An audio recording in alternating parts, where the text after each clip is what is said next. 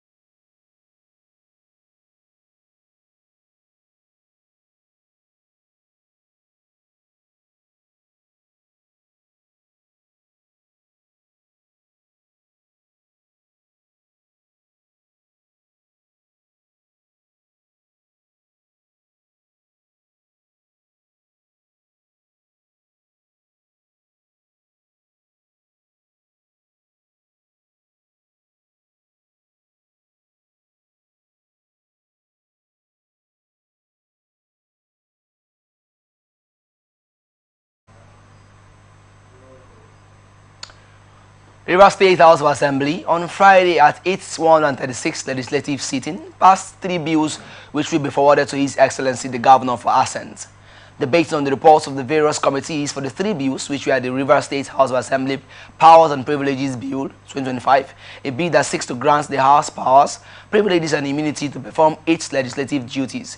The Rivers State Independent Electoral Commission Bill 2025, which seeks to repeal the existing state electoral law of 2018 and to reenact a new one to provide for the establishment, composition and functions of the Commission in line with the Electoral Act of 2022 and the 1999 Constitution of the Federal Republic of Nigeria, and the Rivers State Local Government Bill 2025, which seeks to abolish the state's local government laws of 2018, 2023 and 2024 and to reenact a new local government law that will be in sync with contemporary laws in the administration of the local government councils. Members maintain that the bills, when passed, the states will be well placed in the Committee of States in those areas covered by the bills. Remarking on the reports, the Speaker, Right Honorable Martin Chike Amewule, stated that what the House is simply doing is the domestication of the Legislative House's Powers and Privileges Act of 2017 that gave certain powers and privileges to the legislature in the performance of its function. Right Honorable Amewule averred that the RSIEC bill is very crucial given the need to be in tandem with the Electoral Act and the Constitution. Similarly, the Speaker harped on the importance of making the local government law reflect certain constitutional provisions, adding that the Rivers State House of Assembly will continue to perform its legislative duties in the best interest of the people. When the Speaker put the question, members unanimously voted in the affirmative for each of the 3 bills and passed them for onward transmission to the Governor for assent for the benefit of the state, commending members for their doggedness and resilience. Right Honorable Amewule said, "For sacrificing your recess in the interest of the people, history will be kind to you." He further extolled them for giving the extra mile working for the state and the people. The House thereafter adjourned Sinedai. Troops of Operation Delta Safe in a sustained fight against activities of crude oil thieves in the Niger Delta have destroyed 56 illegal refining sites in 1 week. The Director, Defense Media Operations, Major General Marcus Kangie, made this disclosure on Friday in Abuja in the weekly report of the ongoing military operations across the area. Kangie said the troops also recovered 675,266 liters of stolen crude oil, 312,593 liters of illegally refined AGO, and 4,500 liters of DPK within 1 week. According to him, the troops also discovered and destroyed 51 crude oil cooking ovens, 49 dugout pits, 43 boats, 28 storage tanks, and 131 drums. He added that other items recovered include 4 pumping machines, 4 tricycles, 3 motorcycles, 7 mobile phones, and 8 vehicles. The defense spokesman said the troops had, between March 5 and March 10, apprehended 11 suspected criminals and rescued 4 kidnapped victims in Bakassi and Onega government areas of Cross River and River State, respectively, as well as Warri South, Sapele, Uvie, and Ugeli areas of Delta. He added that the air components conducted patrols and air reconnaissance missions over Imo River, Owaza, Ohajegbema, and Abachake general areas, as well as Nembe, Okpokiri, Tomkiri, Brass, and Belema axis. These missions, according to him, aided successes in destruction of illegal refining sites, boats, vehicles, and tricycles, among other equipment. Analysts have emphasized the importance of following proper channels for official communication rather than relying solely on letters. Speaking on the Atlantic Television Network program Open Conversation, conflict resolution expert Ndamzi Ekwolo noted that the strained relationship between Minister of the Federal Capital Territory Wike and Rivers State Governor Siminalayi Fubara made it unsurprising that the governor's initial approach was met with resistance.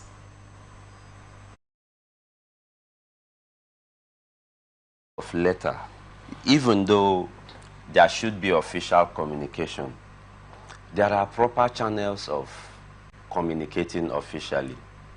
Okay. If I send a correspondence here now to this TV station, surely someone will acknowledge my correspondence and give me an acknowledged copy. All right? We should not also forget that relationship has been frosty for getting to 2 years now. And these are arm of government that have been in disagreement. Okay, the legal tussle just ended in favor of the assembly members. So a right-thinking person will ask, do we expect the assembly members just open their arms wide open and hug the governor at first instance? No. We are humans. We should be honest about this issue. People should zero emotions and look at the true position. What would you have had the governor do? What I would have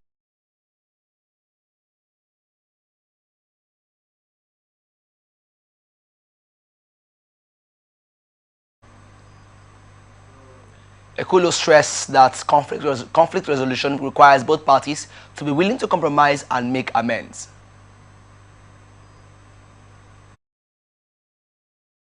Shift grants and make amends. You don't rule out this fact. You don't rule out the fact that a court has given final judgment, and this is a judgment in direction. It's a directive. The Supreme Court is a court of policy and directive.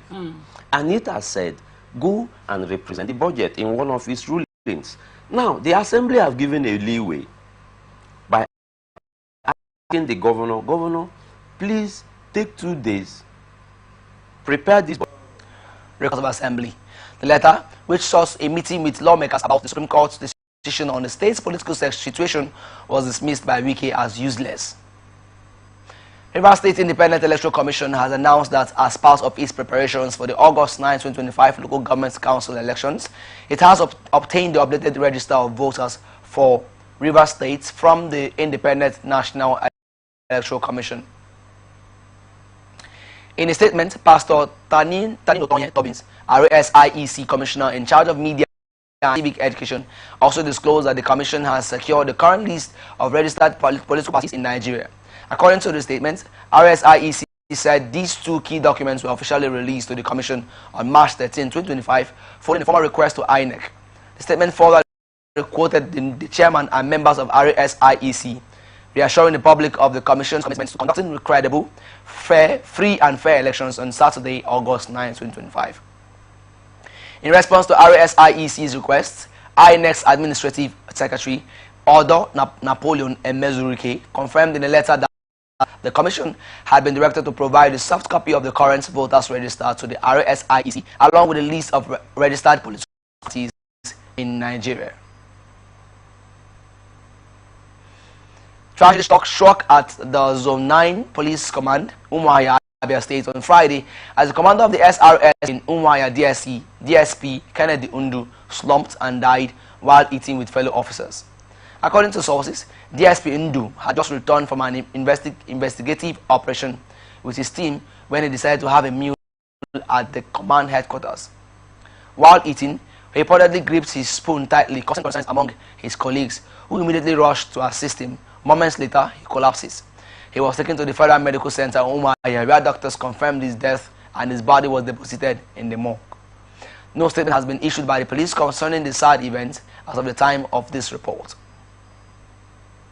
Former majority leader of the Oyo State House of Assembly, Kehinde Subai, is dead, aged 60. Though the cause of his death is still sketchy, newsmen gathered that he died shortly after breaking his Ramadan fast in the United Kingdom. A chieftain of the All Progressive Congress in the state, who preferred anonymity, said Subai died in the UK 7 days to his 60th birthday. He will surely be missed by the party. The publicity secretary of the party, Wale Shadare, confirmed his demise to newsmen in Ibadan, the state capital. Subai was a chieftain of the APC in the state who held different positions within the party and as an elective office holder. A two-term member of the State House of Assembly from 2011 to 2019, he was also the former majority leader of the House on the party. Chief of Army Staff Lieutenant General Olufemi Oluyede has urged battalion commanders to demonstrate exemplary leadership in their respective commands to enable troops to tackle emerging threats to national security effectively. Oluyede made this call while addressing battalion commanders participating in the just concluded First Commanding Officers Workshop 2025 held at the headquarters of the Nigerian Army Ibadan. This was contained in the statement issued by the Director of Army Public Relations, Major General Onyema Nwachukwu, on Friday in Abuja. Oluyede described battalion or commanders as a crucial link between the operational and tactical levels of command. The Army Chief further urged the commanding officers to brace up to address threats to national security in their respective areas of responsibility. He also expressed gratitude to the President and Commander-in-Chief of the Armed Forces of Nigeria, Bola Tinubu, for his continued support of the Nigerian Army's transformative efforts. Earlier, the General Officer commanding 2nd Division, Major General Obinna Onubogo, stated that the workshop aimed to reinforce both individual and collective commitments towards the COAS's vision of a highly motivated and combat-ready army. Onubogo added that the workshop would provide battalion commanders with insights into improved tactical operations, strategic planning, and leadership skills to enhance operational and administrative efficiency across various theaters of operations. Court of Appeal in Abuja has halted the reinstatement of Alhaji Muhammadu Sanusi II as the Emir of Kano. The member panel of justices led by Justice Okon Abang on Friday unanimously halted the implementation of the January 10 judgment, which vacated the nullification of Sanusi II's appointment by Kano State High Court, which it held was done without jurisdiction. The judgment, which was delivered by Justice Gabriel Kolawole, held that the nullification of Sanusi II's appointment was done without the required jurisdiction and ordered the transfer of the suit to the Kano State High Court. However, ruling on the fresh applications, the appellate court agreed that the applications seeking to halt the enforcement of the earlier judgment pending the appeal before the Supreme Court were competent and meritorious. He also noted that the subject matter before the court needs to be preserved because the applicant had served as emir for 5 years before his removal, adding that he deserved the right to protection. Nigeria Customs Service has intercepted 1,149 jerrycans of premium motor spirits allegedly smuggled through the Dorofi and Kan Iyaka axis along the Gembu-Cameroon border in Taraba State. The Comptroller General of Customs, Bashir Adeniyi, disclosed this on Friday in Jalingo, the state capital, while auctioning the seized petroleum products to the public. Adeniyi said that the Operation Whirlwind, which bust the smuggling network, was carried out between March 8 and 9, 2025, was based on intelligence gathered in collaboration with some key agencies. He listed the Office of the National Security Advisor and the Nigerian Midstream and Downstream Petroleum Regulatory Authority as critical partners towards achieving success in the anti-smuggling campaign. The Comptroller General added that the seized petroleum products contained in 30-liter jerrycans totaled 34,470 liters. He said that the special purpose transportation vehicle valued at 4 million naira was also impounded, bringing the total duty paid value of the seizure to 37,780,600 naira. Adeni noted that the area's difficult terrain had contributed to the prevalence of smuggling activities, saying the rough landscape and the porous nature of the border makes it easier for smugglers to operate. The customs boss called on Nigerians to support the agency by providing credible information that could aid in tackling smuggling. Kaduna State government has distributed 7,000 motorcycles, including 4,000 electric bikes, to civil servants across the state. The initiative, launched by Governor Uba Sani, is the first of its kind in Nigeria and aims to ease the financial burden of transportation costs on civil servants. Governor, who was represented by his deputy Dr. Hadiza Balarabe, reiterated the government's commitment to improving working conditions for civil servants, including enhancing workplace infrastructure. The motorcycles are being provided through a salary deductible loan scheme in collaboration with the Nigerian Labour Congress, Pay Naku Digital Services Limited, and Optimus Bank. The Kaduna State Chairman of the NLC, Comrade Ayuba Magaji, praised Governor Sani for his commitment to workers' welfare.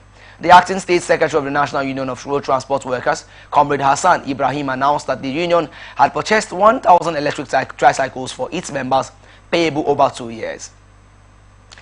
Analysts commends Governor Mohammed Umaru Bago of Niger State for encouraging women's participation in governance. Speaking on Atlantic Television Network's program, Atlantic Blowout, public affairs analyst Chidi Okoro Esquire praised Governor Bago's innovative approach to inclusive governance. Okoro emphasized that women should not be marginalized and stressed the importance of equity between both genders.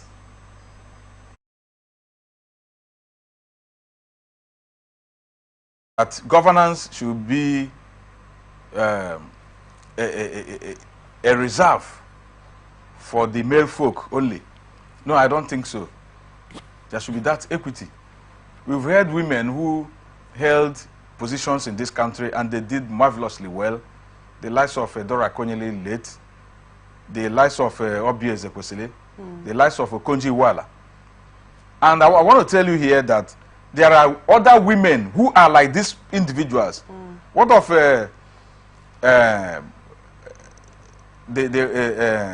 Mrs. Ransom Kuti, who championed,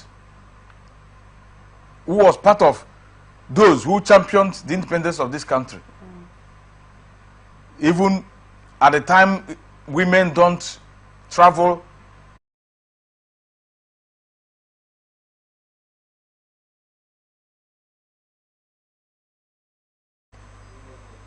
He added that Nigerian women are often subdued by their male counterparts and should be given opportunities to excel in different spheres of life.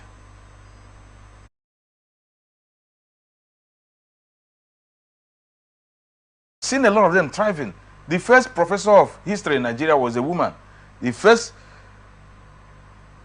We also have a lot of them in other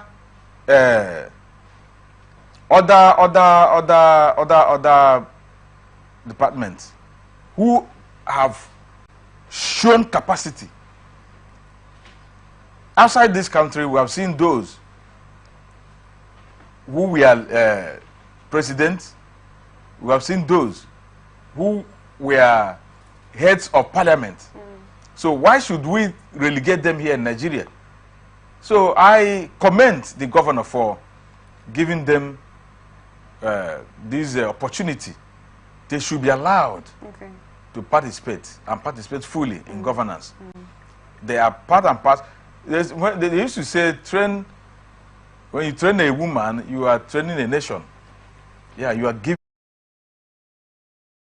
Governor Mohammed Umaru Bago of Niger State has directed that all vice chairmanship positions in the 25 local government areas be exclusively reserved for women in the forthcoming local government elections.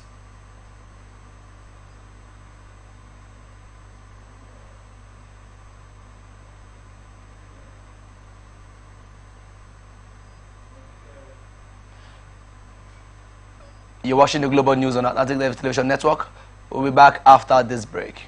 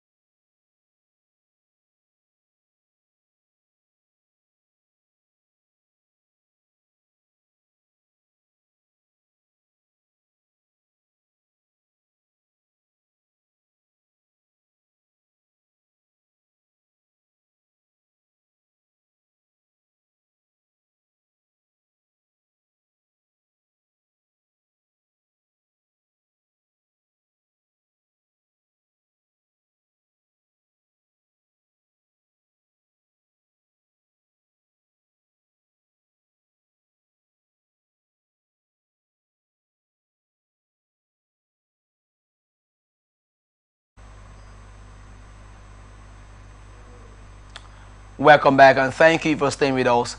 President Bola Tinubu has explained the rationale behind his administration's economic reforms.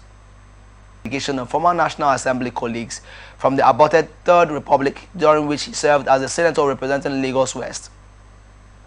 The president said for 50 years, Nigeria was spending money of generations yet unbound and servicing the west coast of the nation's sub-region with fuel, adding that it was getting difficult to plan for the future of Nigeria's children. He highlighted the challenges faced at the beginning of his administration, particularly economic and social issues, expressing gratitude for the delegation's support in addressing the difficulties.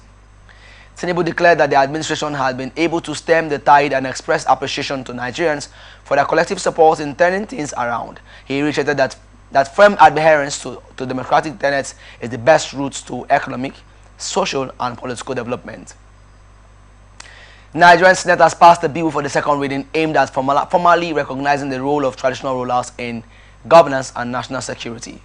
The bill, which was sponsored by Senator Simeon Lalong, seeks to address the marginalization of traditional rulers and enhance their contributions to the community development and conflict resolution. In his lead debate, Senator Lalong highlighted the necessity of clearly delineating the functions of traditional rulers within the proposed framework. During debate, senators emphasized the historical significance of traditional leaders in Nigeria's independence and their ongoing role in maintaining peace and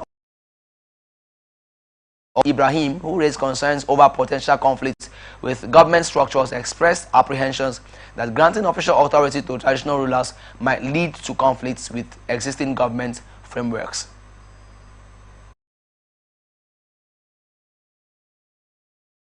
In these contemporary times, traditional rulers play a key role in the non-kinetic approach of the efforts by government at all levels to tackle our security challenges because they are ingrained in the fabrics of our societies. In conclusion, I urge you all to support this bill for second reading and eventual passage into law in order to spur better synergy between traditional rulers and government. Historically and trajectorily, you remember before 1648 or the key of the Westphalia Act, the Peace of Westphalia, where the state got authority, who was in charge? Traditional rulers. From the Pope, the Excellency President, you are even aware of the Civil War in England. What led to the Civil War where tens of millions of people were killed?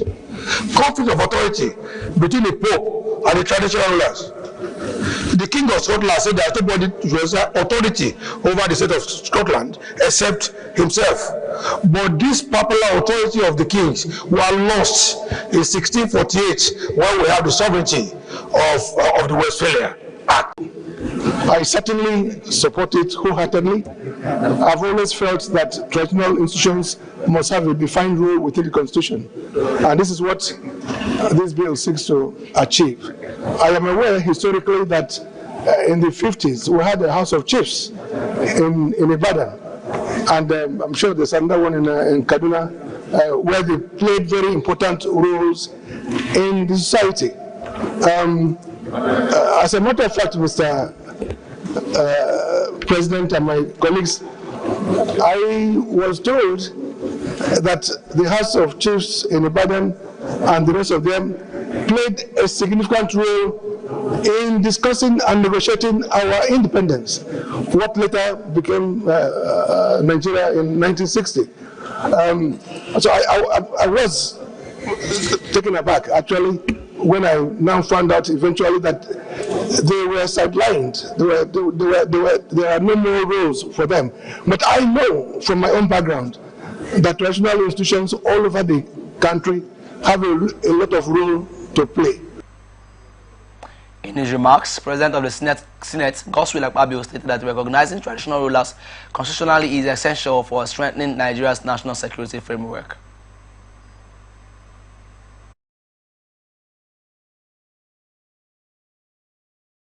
It broke down in Nigeria totally. It's a lack of recognition of the traditional institution in the Constitution of 1999 as amended. And I'm sure even distinguished Senator Lalong knows that this will pass this chamber and pass the other chamber and go to the state houses to assemblies. Because outside the public hearing, it will require constitutional amendment to be able to effect this. So we are just starting a long haul, and all these issues will be discussed, canvassed, and by various arms of government at the state level, at the public hearing and all that before we can bring it into reality. But I think it's better we start by pointing out that we need to give stronger rules to our traditional rulers and strong recognition for them. I'm just aligning myself. But let me put the question. The legislation has now been referred to the Senate relevant committee, which is expected to report back in 4 weeks. We'll go on a quick break, and when we return, we'll continue with the rest of our stories. Do stay tuned.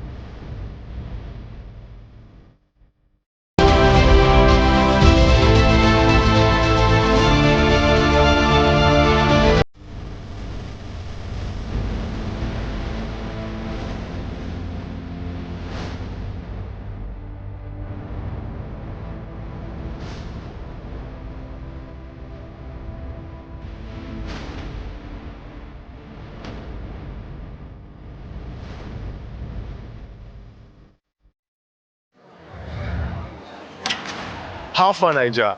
Welcome to the Glow Cafe app. Come in.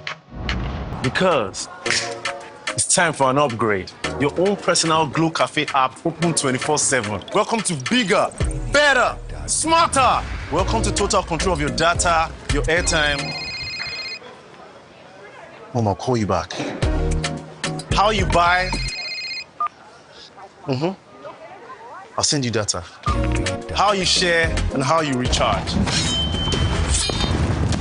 Movies, gaming, music, all in one place. Welcome to more value. Download the upgraded Glow Cafe app and get more data. Get 100% recharge bonus and get a massive 100 gigabytes data.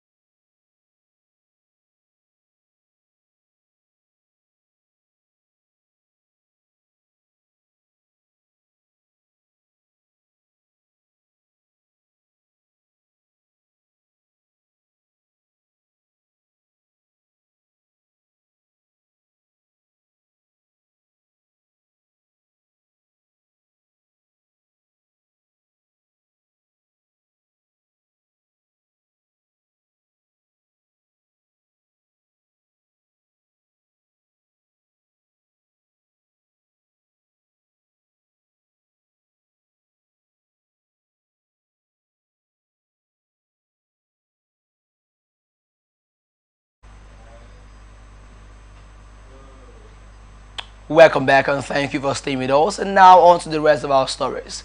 Immediate past Attorney General of the Federation and Minister of Justice Abubakar Malami's son has stated that decisions regarding presidential pardons are legal matters handled by a designated committee, with the Attorney General's role limited to presenting the committee's report. Malami made this clarification in an exclusive interview on Friday while responding to allegations playing a key role in enabling corrupt practices. During Buhari's tenure, the two former of governors Joshua Dariye of Plateau State and Jolly Inyame of Taraba State, who had been convicted of fraud, were granted presidential pardons. Dariye had been serving a 10-year sentence for embezzling 1.126 billion naira in state funds, while Inyame was serving a 12-year sentence for misappropriating 1.64 billion naira. The Council of States, presided over by Buhari in April 2022, granted them pardons on the grounds of age and ill health. Both were released from Kuje Correctional Facilities in the Federal Capital Territory in August 2022, 4 months after the pardons. Obasanjo, however, alleged that Malami had strongly advised Buhari to grant the pardons and that the process was tainted by corruption. According to the former president, it was later discovered that neither Dariye nor Nyame had life-threatening illnesses as initially claimed. Defense headquarters says troops have killed a total of 74 terrorists, apprehended 130 suspects, and rescued 61 kids in a weekly report on ongoing military operations across the country on Friday in Abuja. Kangie said the successful operations were jointly carried out by the land components of the armed forces, teams from the Office of the National Security Advisor, security agencies, and hybrid forces. He stated that the troops recovered 71 assorted weapons, including 32 AK-47 rifles, 15 locally fabricated guns, 9 Dane guns, 3 pump-action guns, 2 locally made pistols, and 10 other assorted arms. According to him, troops also recovered 1,202 rounds of ammunition, comprising 1,133 assorted rounds of 7.62 millimeter ammunition, and 69 live cartridges. Kange further revealed that 143 terrorists, including 5 adult males, 66 adult females, and 72 children, surrendered to troops in the Northeast Theater of Operations during the week. Among those who surrendered, 1 terrorist handed over AK-47 rifles, 33 rounds of 7.62 millimeter special ammunition, and 2 magazines.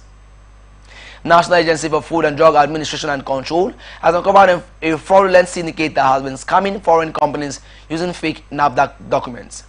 The agency's Director General, Professor Mojisola Adeyeye, disclosed this at a press conference held on Friday. The prime suspect, Mr. Ikoro Ifendu, a native of Anambra village, Abriba in Ohafia local government area of Abia State, was arrested on February 7, 2025 at Ogbon Hills, Aba, Abia State. According to Adeyeye, Ifendu, who holds only an SSCE qualification and trades in clothing materials, had been impersonating NAFDAC officials to defraud foreign companies of substantial sums of money. He allegedly orchestrated fraudulent schemes targeting companies across different countries, with Tani Al-Maini Trading Group, Abu Dhabi, United Arab Emirates, being one of the victims. While explaining how the syndicate operated, she said the fraudsters operated through a complex 3-pronged scheme involving a buyer, a bank, and a lawyer. They would contact foreign companies seeking to import goods into Nigeria, then introduce them to a supposed bank for payment processing. She said that over $950,000 had flowed into the fraudsters' Nigerian accounts, while $450,000 was traced to offshore accounts in Cotonou, Benin Republic. She advised businesses against engaging with consulting firms that claim to assist with product registration, saying companies should verify product registration directly via https://registration.nafdac.gov.ng. Justice Emeka Nwite of the Federal High Court in Abuja has dismissed bail applications filed by 4 terrorism suspects linked to wanted notorious bandit kingpin Bello Toji. The judge on Friday turned down the bail request of the suspects on the ground that the charges against them were severe. Ruling on the bail applications, Justice Nwite held that the Attorney General of the Federation and Minister of Justice has established that the characters of the offenses allegedly committed by the 4 suspects are very strong. The judge also held that the likelihood of tampering with evidence, witness, and further committing more offenses were carefully established against them. The suspects denied bail are Musa Kamarawa, Abubakar Hashimu, aka Doctor, Samuel Chinedu, and Lucky Chukuma, who are alleged to have aided and abetted the bandit group being led by Bello Turji. The federal government had slammed 11 counts of terrorism charges against them, which they denied. Justice Wite had on December 23, 2024, remanded them in Kuje prison pending the completion of their trial. And now, on to business news. Feed Millers Industry Practitioners Association of Nigeria has assured the country that the price of eggs will soon drop as the cost of poultry feeds continues to decline. Making this disclosure in a statement, National President of FIPAN, Dr. Ayula Oduntan, attributed the development to the federal government's agricultural policies, which, according to him, are beginning to yield results. He urged President Bola Tinubu to review tariffs on essential imports in the livestock sector, noting that high duty charges and value-added tax on imported feed additives and raw materials were affecting production costs. He also identified double taxation delays and other bureaucratic bottlenecks as factors hindering the industry, warning that without reforms, livestock farmers will continue to struggle with high feed costs, leading to job losses, reduced protein supply, and reliance on expensive food imports. However, Oduton commended the federal government for policies that have helped stabilize feed prices, including the improvement in security, the ban on maize and soya exports, and the creation of the Ministry of Livestock Development. He also praised the recapitalization of the Bank of Agriculture, which he said has strengthened the agricultural value chain. To sustain the progress, FIPAN's president recommended partnerships with agricultural agencies to implement contract farming for feed-grade maize, reducing competition with human consumption. Global price of crude oil on Thursday fell by 1% amid an escalating trade war between the United States of America under President Donald Trump and other countries. Brent futures settled $1.07 or 1.5% lower at $69.88 a barrel. U.S. West Texas Intermediate crude futures fell $1.13 or 1.7% to $66.55 a barrel on Thursday. This comes as the International Energy Agency reported that global oil supply could exceed demand by around 600,000 barrels per day in 2025, with global demand now expected to rise by just 1.03 million barrels per day, off last month's forecast by 70,000 barrels per day. The report cited deteriorating macroeconomic conditions, including escalating trade tensions. Recall that Trump on Thursday threatened a 200% tariff on wine, cognac, and other alcohol imports from Europe, further heightening fear of global trade barriers and tension. The escalating trade war comes at a time when U.S., Russian, and Ukrainian authorities remain uncertain over a proposal for a Russia-Ukraine ceasefire. Manufacturers Association of Nigeria has downplayed the 65.8% increase in the value of manufactured goods exported in 2024 from 2023, stating it is below expectations. Newsmen found that the gross value of manufactured goods exported in 2024 was 2.28 trillion naira, an increase from 778.44 billion naira in 2023. While manufactured goods exports in 2023 were worse than the previous year, export value slumped in the fourth quarter of 2024. The National Bureau of Statistics foreign trade in goods data showed the sector's export value sustained growth in the first quarter of 2024 with 268.70 billion naira, 480.82 billion naira, and 1.04 trillion naira in the second and third quarters, respectively. However, the export value of manufactured goods dropped by 52.48% in the fourth quarter 2024 as the NBS reported a lesser value of 494.22 billion naira. Secretary of the Manufacturers Association of Nigeria Exports Promotion Group, Dr. Benedict Obiosa, told newsmen that the decline in the manufacturing sector's fourth quarter 2024 export performance stemmed from a hostile operating environment. Meanwhile, MANEX Secretary Obiosa disagreed that the improvement in export value from 2024-2023 was not enough to celebrate. Obiosa argued that while the NBS data revealed a slight increase, it does not translate growth in the sector.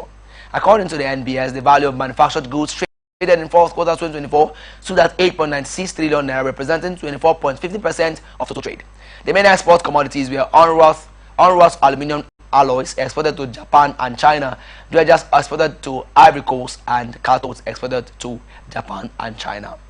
You are still watching the news on Atlantic Television. Up next is international tidbits. Hamas has agreed to release Edan Alexander, the last living American hostage in captivity in Gaza. Alexander was serving in the IDF's Golani Brigade and an infantry unit patrolling near Gaza when Hamas attacks on Israel began. Fox News reports that Alexander, a 21-year-old Israeli-American, will be released along with the bodies of 4 other hostages according to a deal offered by mediators. Alexander was born in Israel a few months before his parents moved to the U.S. according to the American Jewish Committee, even though he spent most of his life in New Jersey. After graduating from high school, Alexander decided he would enlist in the Israel Defense Forces rather than enroll in college. Hamas released a video of Alexander speaking in Hebrew and Arabic in November 30 last year, more than a year after he was captured. Mark Carney was sworn in as Canada's Prime Minister on Friday, taking charge of a country rattled by a breakdown in U.S. relations since President Donald Trump's return to power. The ruling Liberal Party overwhelmingly backed Carney to replace Justin Trudeau, betting his experience leading two central banks through historic crisis will reassure Canadians facing a potentially devastating trade war. Carney, who turned 60 on Sunday, is a political novice who has never won an elected public office, but his campaign skills will be tested soon, with Canada likely headed for general elections in weeks. The threats posed by Trump are expected to dominate the vote. Carney, who was sworn in as Canada's 24th Prime Minister at a ceremony in Ottawa, has described Trump's stance as the most serious challenge Canada has faced in a generation. He was an investment banker at Goldman Sachs before serving as governor of the Bank of Canada during the 2008 to 2009 financial crisis and led the Bank of England through the turmoil surrounding the Brexit vote.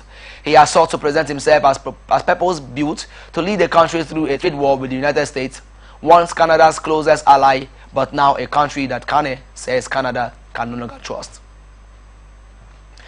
United States Vice President J.D. Vance has stated that foreign students on students' visas may face deportation if their stay is deemed not to be in the best interest of the country.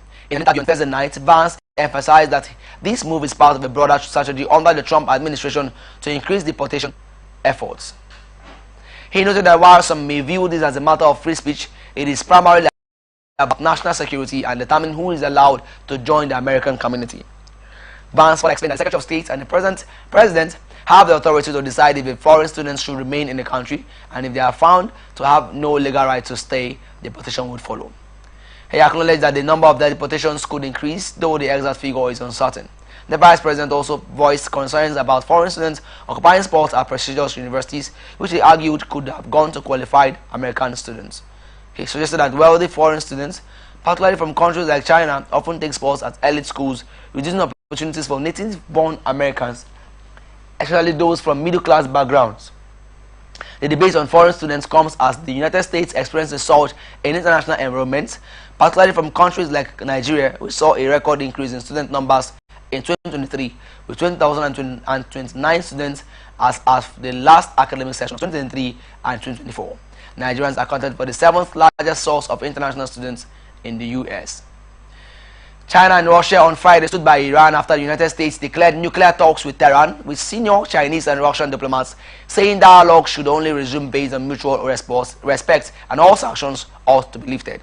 In a joint statement issued after talks with Iran in Beijing, China and Russia also said they welcomed Iran's reiteration that its nuclear program was exclusively for peaceful purposes and that Iran's right to peaceful uses of nuclear energy should be fully respected.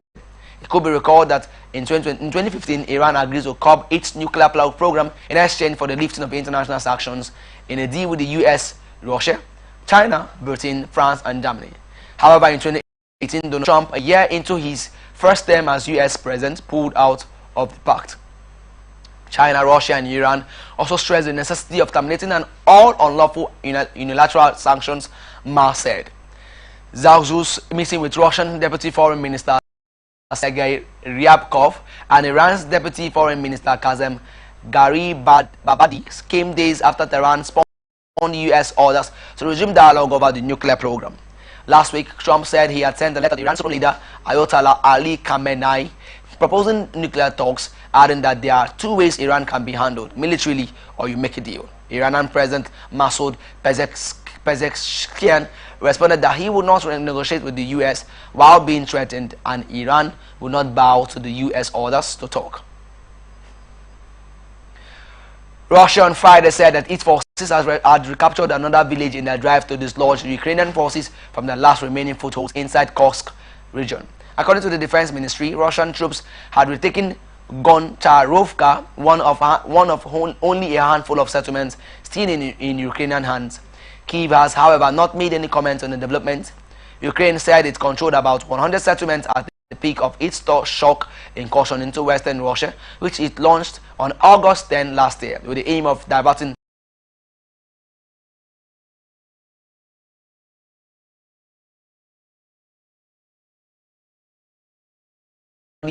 gradually clawed back the lost territory, tightening the squeeze on Ukraine by cutting its supply lines.